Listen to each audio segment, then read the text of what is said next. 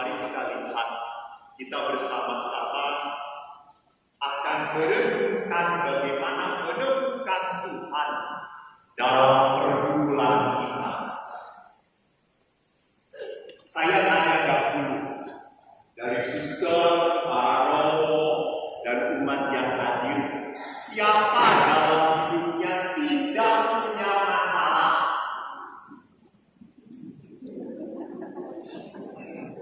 Tidak orang suci saja dan aja.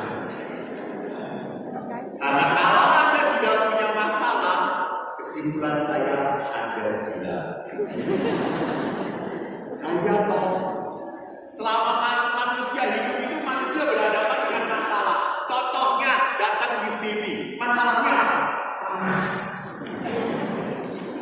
Lalu semua orang mengatasi masalahnya kenapa? Kipas-kipas.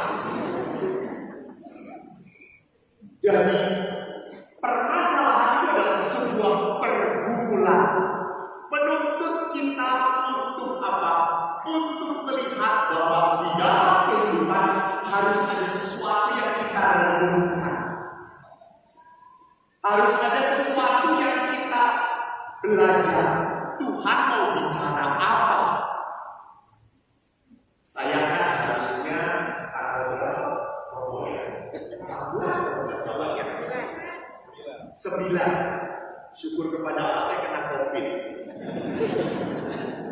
Saya itu sudah 4 kali vaksin booster juga sudah. Lah, tiba-tiba saya kena COVID.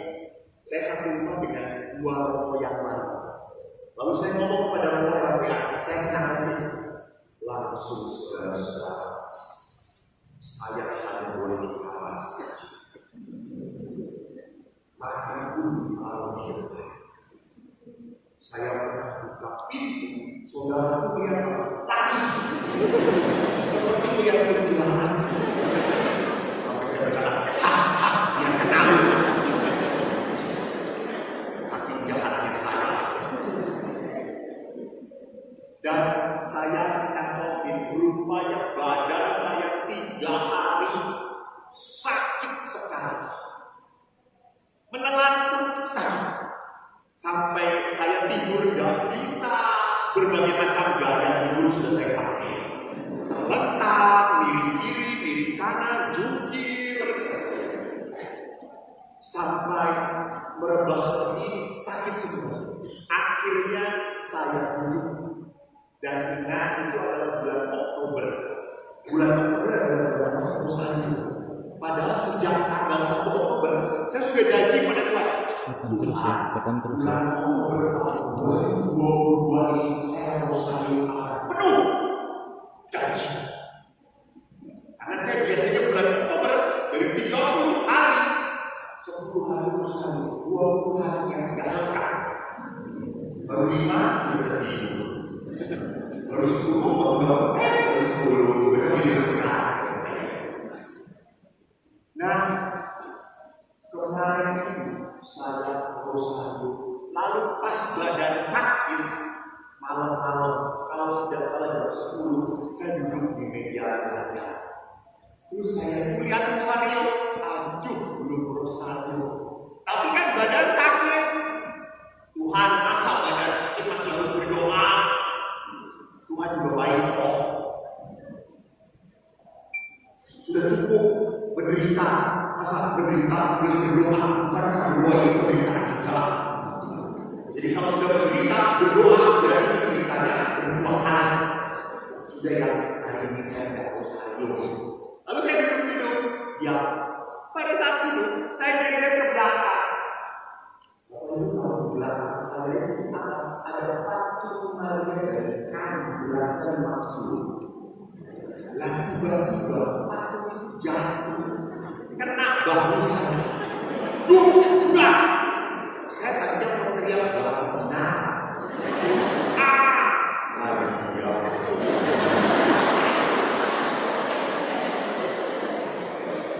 Lalu saya angkat patung itu, Anda tahu dari ketinggian 2,5 meter, patung itu tidak cacat sedikit pun. Lalu saya angkat dan saya berkata, ya, saya Rosario. Saya taruh dan akhirnya saya Rosario. Daripada nanti timbang kepala saya. Jadi saya mau memperlihatkan apa yang kata oleh Yeremia hari ini. Allah itu begitu kuat. Yeremia berkata, engkau terlalu kuat bagiku dan engkau menundukkan aku. Bahkan seperti api yang menyala-nyala, aku lelah untuk menahannya, tetapi aku tidak sanggup.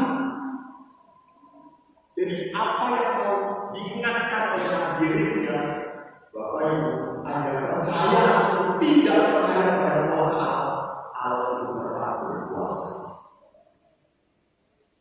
Kita seringkali kan anak muda kan ada di sana bukan di belakang, katanya, balik, cuma katanya doang. Anak muda seringkali sudah malas lagi ke gereja. Kenapa? Karena anak muda sedang bebas, gak mau diatur. Di gereja kan banyak aturan. Maka kalau ke gereja pun anak-anak muda sedang pada di belakang. Pasturnya khotbah, mereka khotbah sendiri. Bahkan tertidur.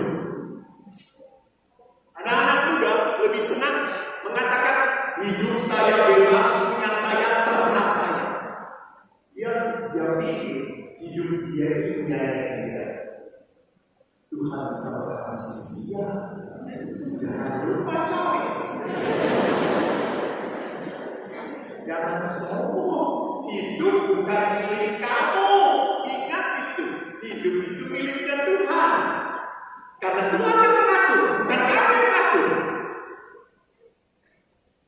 Maka Yeremia berkata Allah itu kuat. Oleh karena itu apa saya simpulkan, Allah itu bukan untuk dilawan. Allah itu bukan untuk diragukan. Allah itu untuk apa? Diikuti. Ditaati. Allah itu bukan untuk dilawan, apalagi dimarahi, apalagi disalah-salahkan. Tuhan adalah seorang ibu lucu banget. Di gereja kami Yeremia, di belakang itu ada patung Yeremia. Patung Yesus memandu Maria memandu Yesus. Yesus dipandu oleh Maria. Lalu bahkan ibu yang berdoa di sini. Orang katanya banyak dikabulkan. Saya juga datang ke situ dan lihat ikut berdoa. Lalu ibu-ibu namanya ibu kalau berdoa tidak bisa jangan putus ya, jangan terus. Ya, saya diam. Tiba-tiba ada seorang ibu berdiri di samping saya. Dia pikir kalau berdoa di samping Romo pasti dikabulkan. Karena kalau orang yang Tuhan, dia akan berkata lalu dia berdoa, Tuhan, terima kasih. Engkau telah berikan aku suami yang begitu baik, begitu taat setia. Tapi itu Tuhan. Setelah 15 tahun ini Tuhan, aku tidak tahan. Dia banyak mengkhianati dan menyakiti aku Tuhan. Tuhan, aku sudah tidak tahan. Panggil saja dia. Kau yang beri, kau yang mengambil. Terpujilah nama Tuhan. Saya kaget. Saya tidak ngomong amin, dia ngomong amin. Tapi kok pegangan sekali ini. Jadi hati-hati. Seringkali juga kita seperti itu. Tuhan, saya maunya ini, kok jadinya seperti ini. Kita lebih tahu dari Tuhan. Yeremia berkata, Tuhan kuat, Tuhan dahsyat, Tuhan itu harus ditaati. Dan untuk mentaati Tuhan dalam bahasa Injil keren banget. Katakan apa? Rupanya untuk mengikuti dan menaati Tuhan tidak gampang Bapak ini.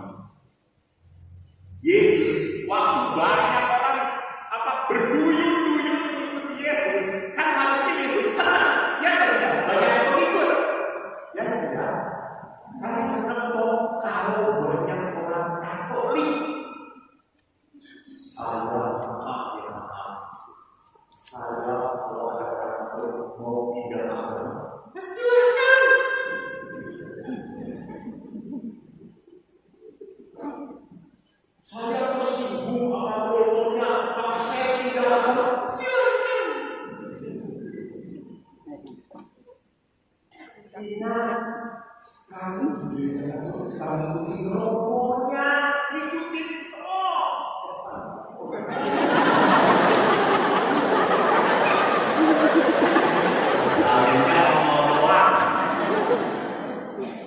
Kita mengikuti Yesus bukan robohnya. Ada yang juga aktivis tersinggung dengan sesama pelayan. Saya pindah agama, saya pindah gereja, saya tidak mau ke gereja lagi. Selama robohnya itu di gereja ini, selama roboh Amen. Selama roboh di sini, saya tidak akan ke gereja lagi. Tahu yang robohnya, coba hidup di sini terus. Jadi Bapak Ibu yang kasih lihat, Yesus itu waktu banyak orang berduyun-duyun, Yesus tidak langsung berkata, ayo, ayo. Jadi begitu. Yesus langsung ngomong apa? Kamu tidak dapat menjadi murid. Itu dia. Justru pada saat orang datang, malah ditantang oleh Yesus. Emangnya kamu bisa jadi muridku? Dan Yesus ngomongnya pahit. Apa? Kamu tidak dapat menjadi muridku kalau kamu tidak mengikuti saya.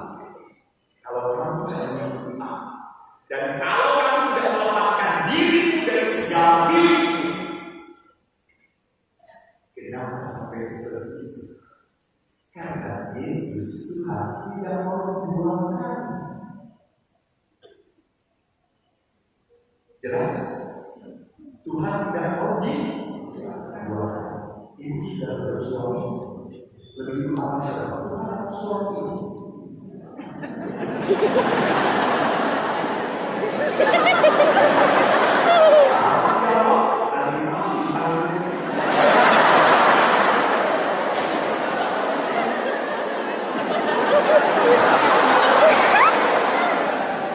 Lebih tahu siapa suami itu adalah Tuhan.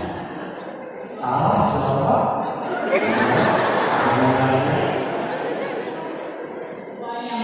Keduanya. Lihat orangnya apa? Bijaksana. Suruh milih dua-duanya. Ingat Bapak, saya kalau ditanya, kamu lebih mencintai Tuhan atau suami pasangan?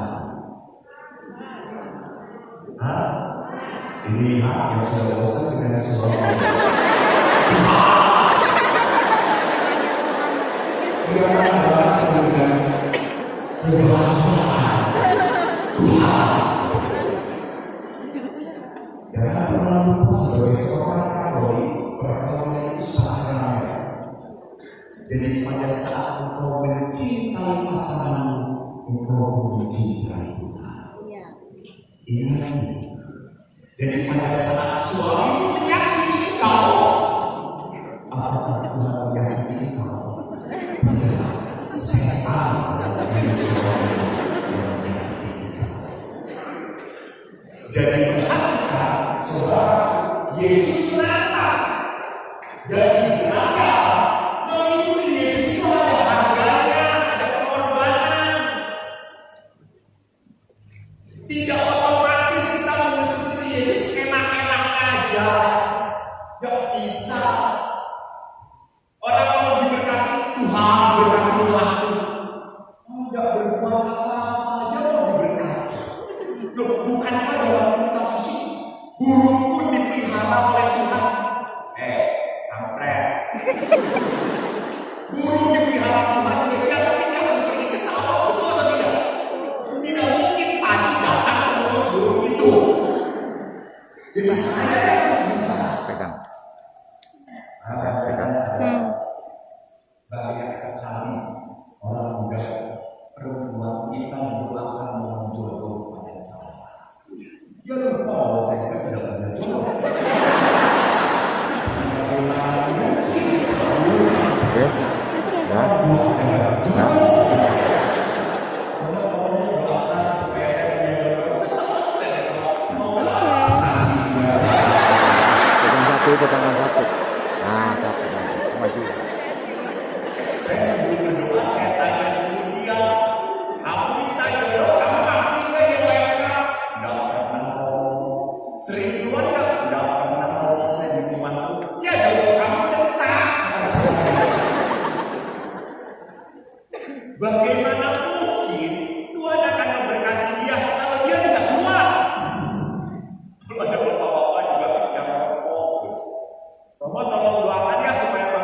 saya bersih.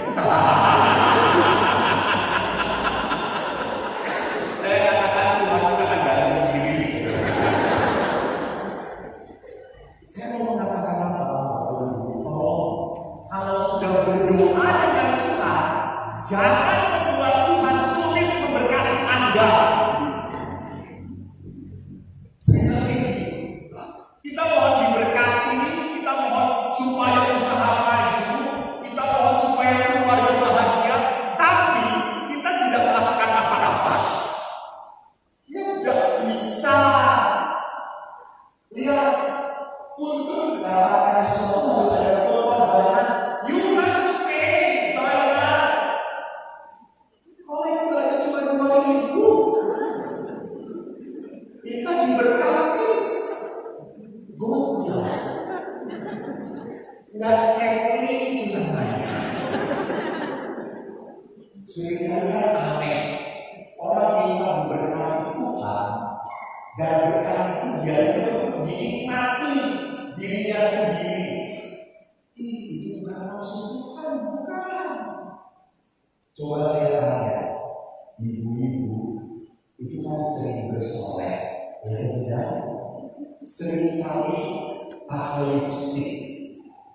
Walaupun kadang-kadang ibu-ibu ada yang pakai lipstik, kenapa ini? Nah, udah kayak vampir. Karena lipstiknya tidak waterproof.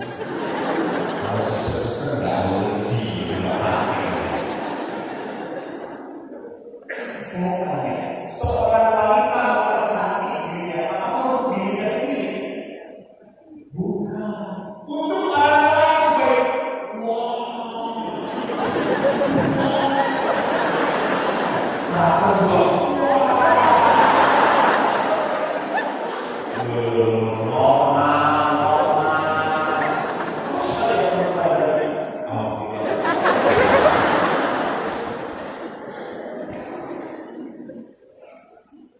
jadi Allah itu memberi berkat pada kita untuk siapa? Untuk orang lain.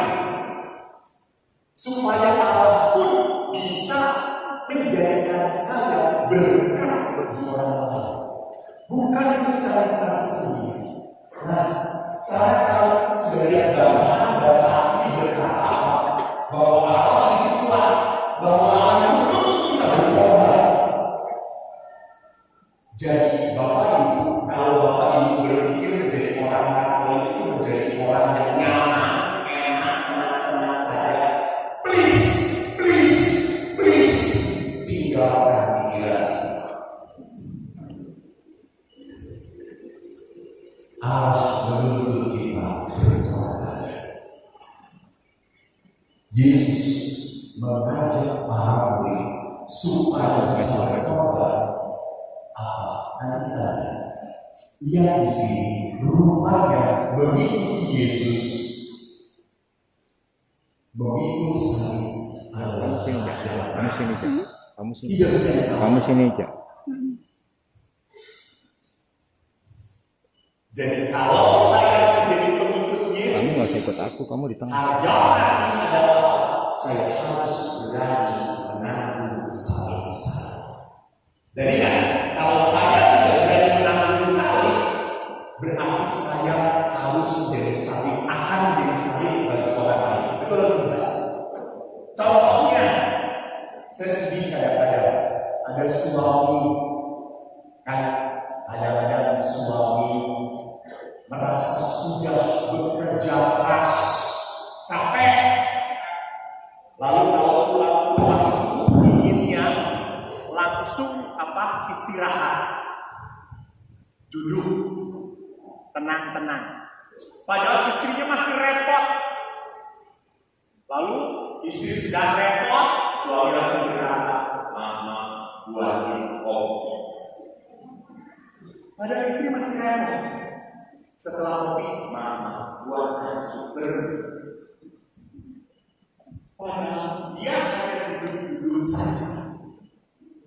Kenapa? Karena dia berpikir saya punya istri, tugas istri adalah melayani suami. Kalau punya suami seperti seperti sedikit-sedikit hasil racun.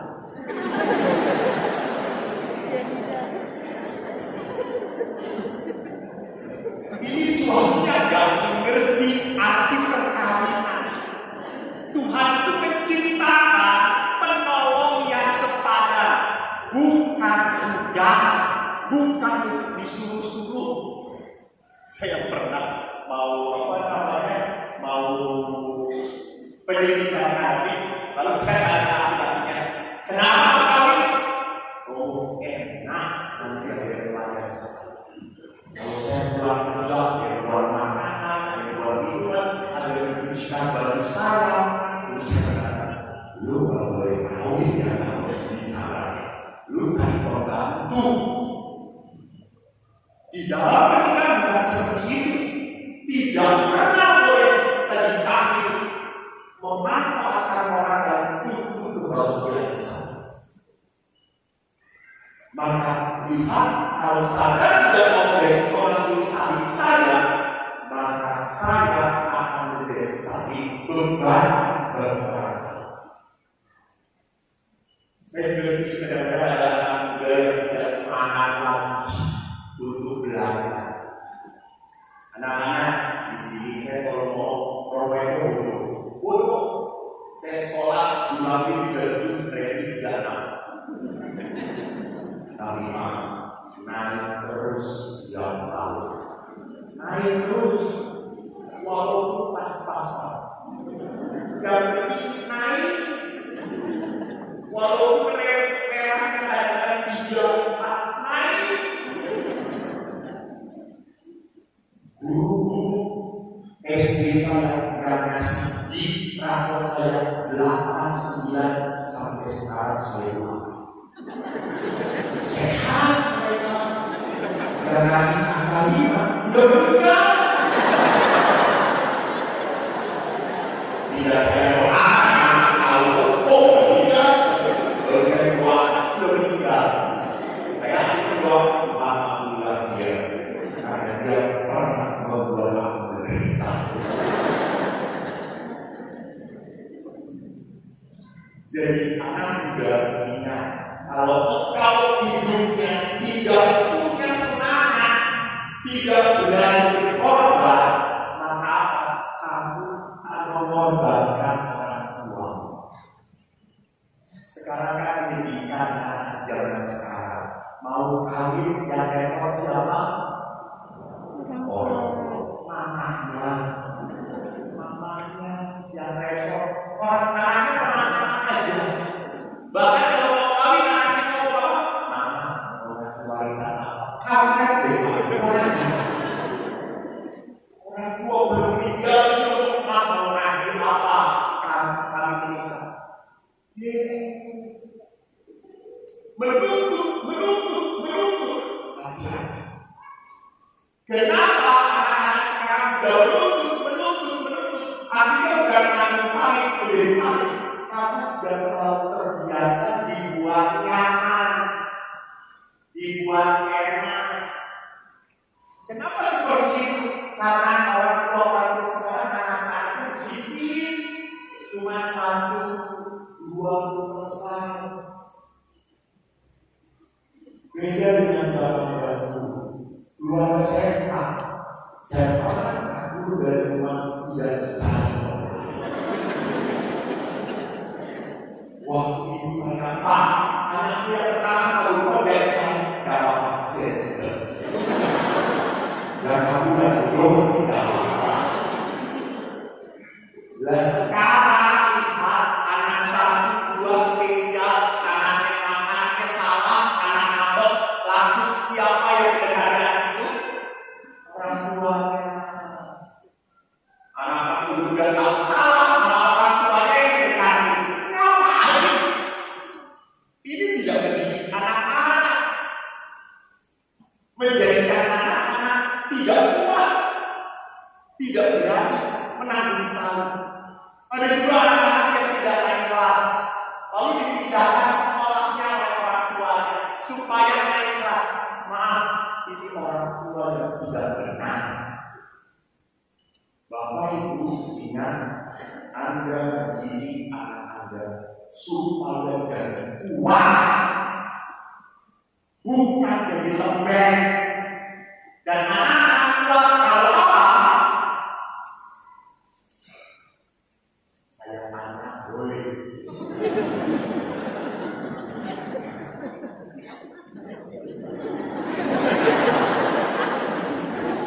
Ibu-ibu ini dari memperhatikan saya, ibu kagum.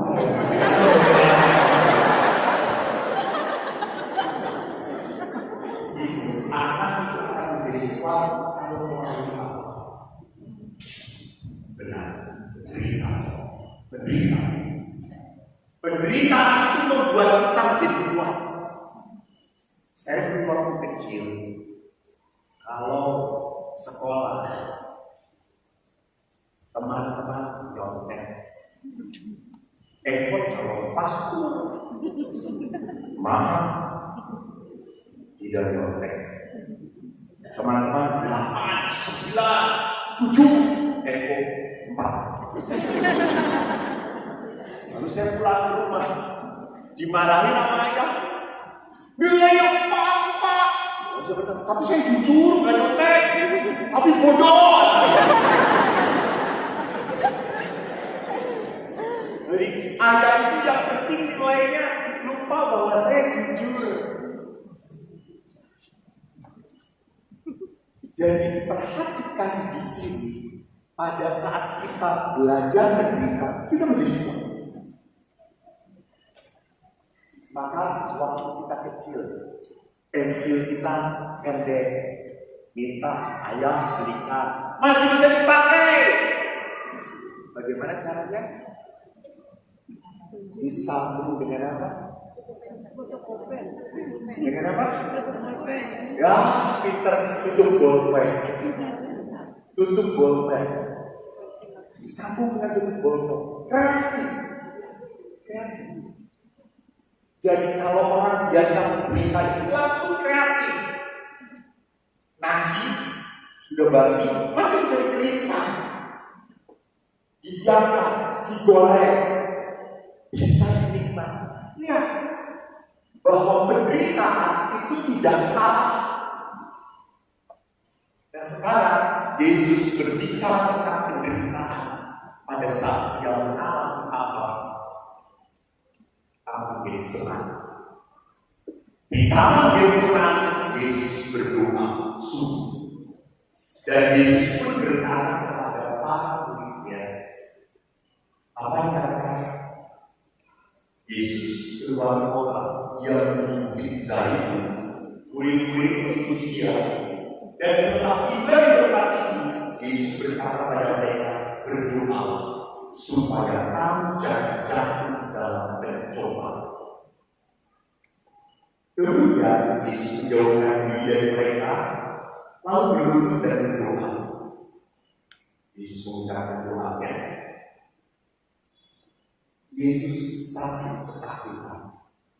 Lalu Yesus bangkit dari doanya, kembali kepada murid-muridnya, dan dia mendapati para murid sedang tidur karena berduka cita. Bahasa Lukas berduka cita. Kata Yesus kepada muridnya, mengapa kamu tidur?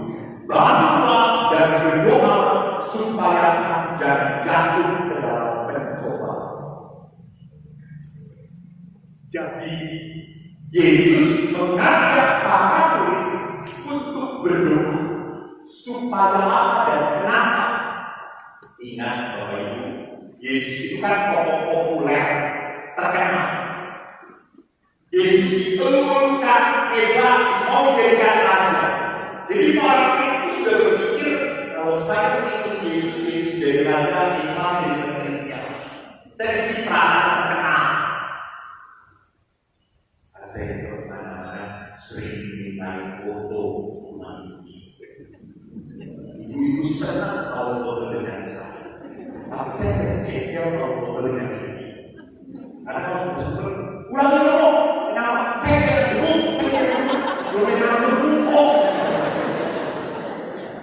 Yang tidak ada apa-apa. Ulang lagi. Oh, diulang lagi. Bagus itu puas. Nah, ini bagus. Saya lihat fotonya. bagusnya Bu? Saya kelihatan kecil. Saya berkata, tapi saya belum. Gak apa-apa.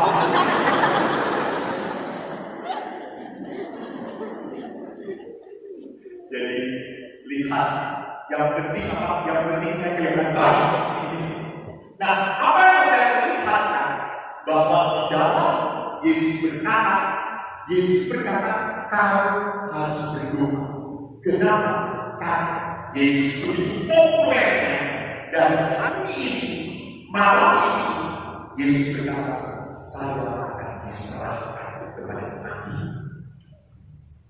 Maka perhatikan di sini, Yesus meminta para murid untuk berdoa supaya tidak jatuh dalam godaan.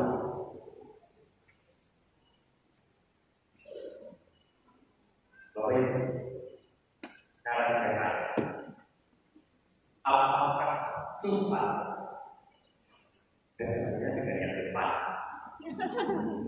Apakah Tuhan menggoda kita? Menggoda?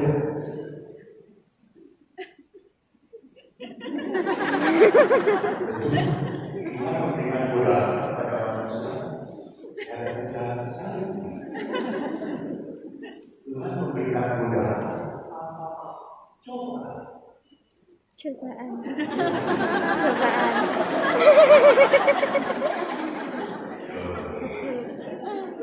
Tuhan memberikan godaan.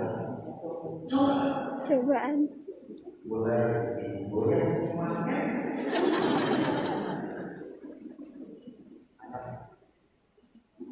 Coba. Allah memberikan godaan. Coba dalam berat.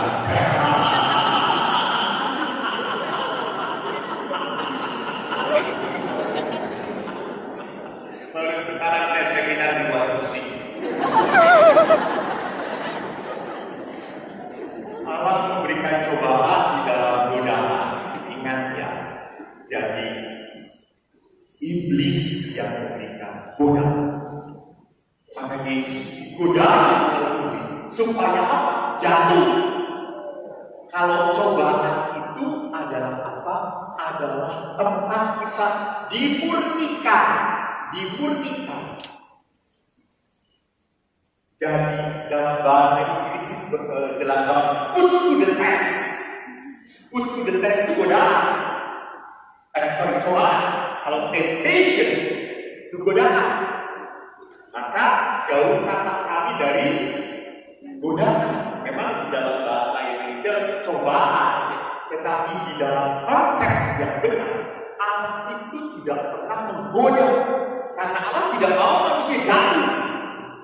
Iblis yang mau membuat manusia jatuh. Contohnya, sekarang, bapak-bapak, saya tanya. Kalau bapak-bapak melihat istri teman bapak semakin cantik, ini godaan atau cobaan? Ibu-ibu saya tanya ke bapak-bapak, anak aja kali, jangan emosi. Bapak-bapak, jawab. Ini kok dari sini kami ibu terus. Bapak-bapaknya pada mikir, Pak, kalau melihat istri teman bapak semakin cantik, ini godaan atau cobaan? Apa Pak?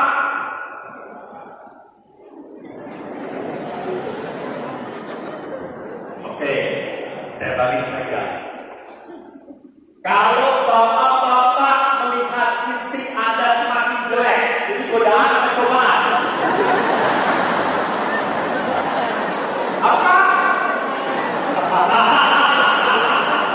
Sampai jawabannya kenyataan.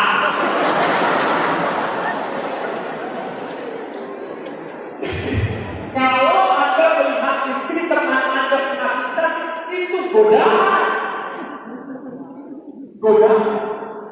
Tetapi kalau Anda melihat istri Anda semakin menjengkelkan, coba. Ya, apakah Anda maksudnya atau tidak? Kan salah satu yang membuat perkawinan sering berkali-kali kuda goyang ada apa?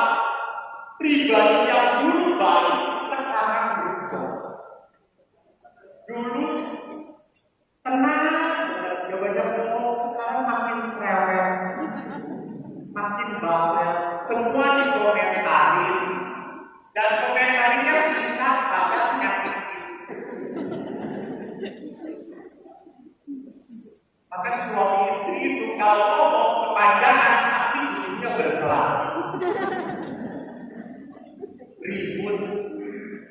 Maka ada seorang suami setelah tua dia menjadi kuli.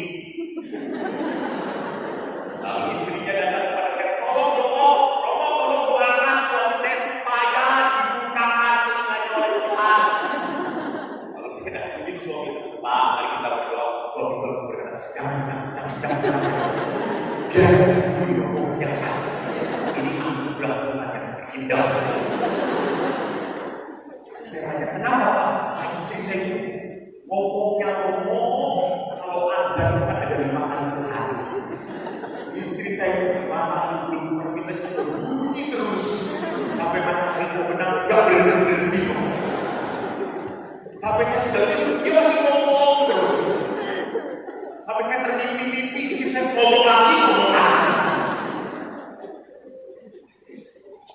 Sampai akhirnya si bapak ini tidak pernah bisa kalau dipanggil Tuhan mendengar panggilan Tuhan, karena istrinya terus ngomong. Jadi lihat saudara yang terkasih, Yesus memperlihatkan bahwa manusia bertahan dalam godaan harus berdoa. Kenapa? Karena seringkali ada peristiwa-peristiwa yang di luar bayangan. Ada peristiwa-peristiwa yang tidak terpahami dan kita butuh kekuatan ekstra.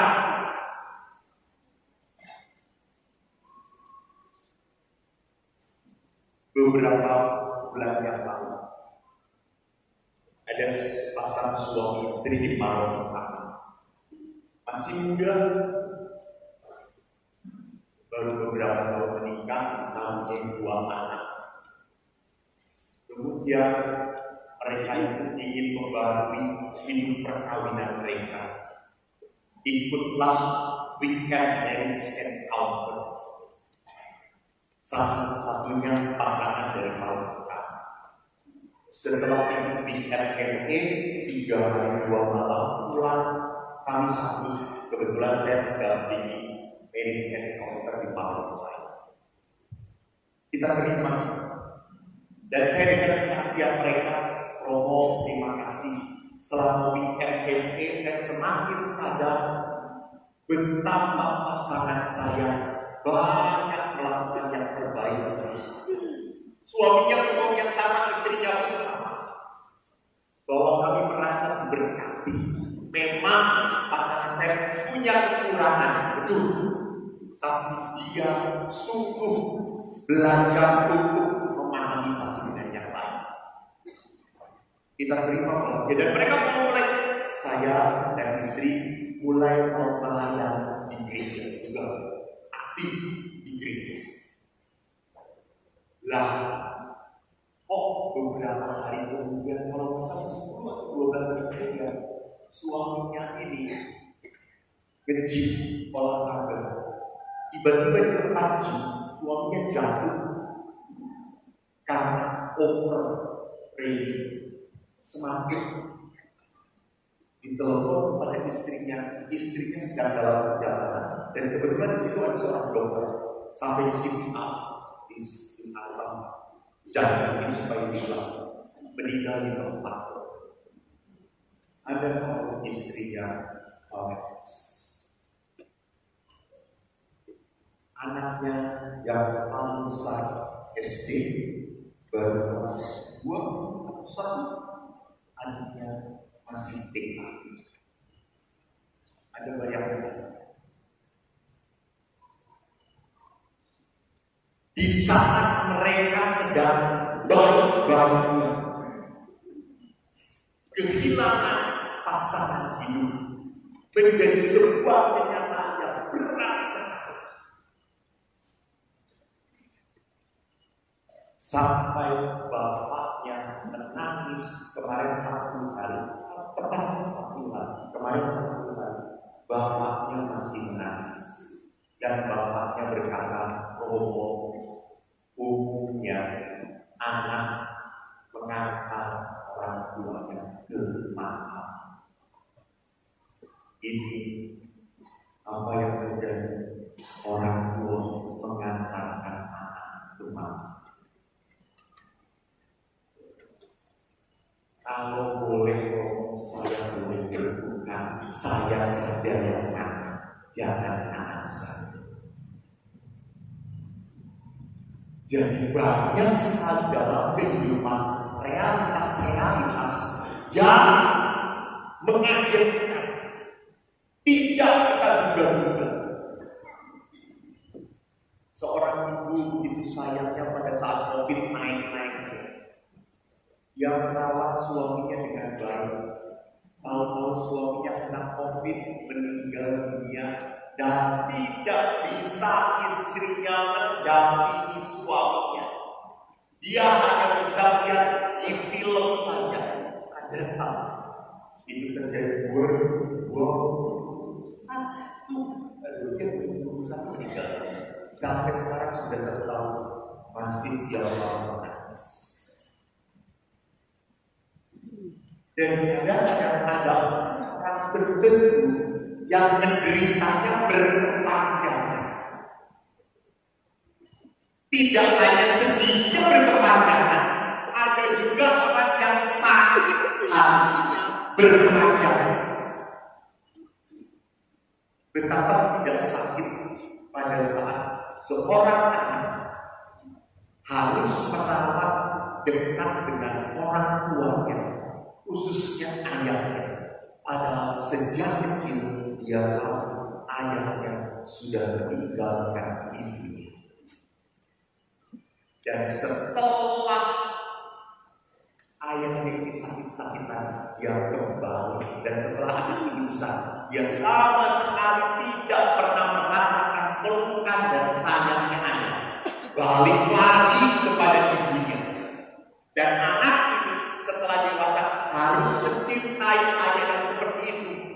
Dia mengatakan, gak bisa. Saya marah, saya sedih sekali, saya ingat bagaimana hari itu ayah setelah menyakiti ibu pernah meninggal. Dan tidak pernah membiayai ibu. Hanya ibu yang bekerja berusaha. Lihat, kepahitan itu bisa berlama di dalam kehidupan. Nah, Yesus memperlihatkan ini bahwa seringkali hidup kita menjadi begitu berat sekali. Kalau demikian, akhirnya manusia yang bisa berteriak, Tuhan, tolong saya. Kapan kita dekat dengan Tuhan kalau bukan saat menderita bersedia? Anak muda, kamu pernah berdoa? Pernah. Kapan berdoa? Sebelum tidur. Tapi kalau sebelum tidur kan kewajiban berdoa. Kapan kamu doa serius? Sendiri dan kalau ujian itu lebih berat. Kalau tidak pernah berdoa pada saat ujian, doa Allah. Tapi kan pada saat ujian kamu sungguh berdoa, rasakan begitu serius untuk ujian. Itu kenapa? Karena pada saat ujian kamu sungguh betul-betul siapa? Allah. Kemarin seorang anak 10 itu 7 tahun.